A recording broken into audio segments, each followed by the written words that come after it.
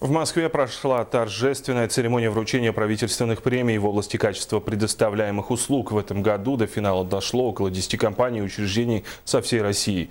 Именные премии вручал лично Дмитрий Медведев. Среди победителей от Дальнего Востока высокую награду получил директор Мирнинского регионального колледжа Владимир Березовой. Роман Муконин встретился с лауреатом.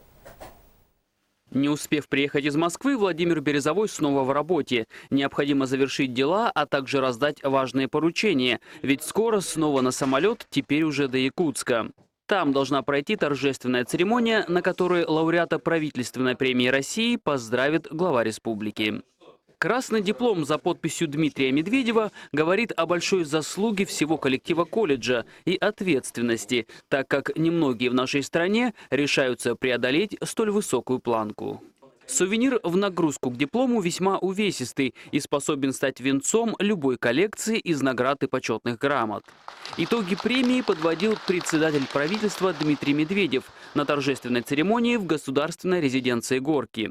Он лично вручил награду Владимиру Березовому и главному специалисту по менеджменту качества МРТК Юлии Янгутовой, без которой эта победа могла и не состояться. Нужно было подготовить развернутую информацию на 273 вопроса. И не просто, а подтвердить это документально, подтвердить это фактическими данными, статистическими данными. А потом ведь эксперты, которые приезжали сюда, они же на слово не верили, они давали комплексную оценку. И с этой точки зрения, конечно, участие в конкурсе было невероятно тяжелым.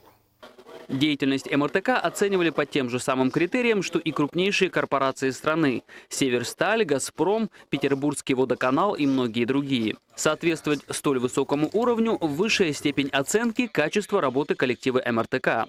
Поэтому эксперты правительственной комиссии уже рекомендовали руководству колледжа заявляться на премию СНГ, чтобы и дальше повышать уровень предоставляемых услуг.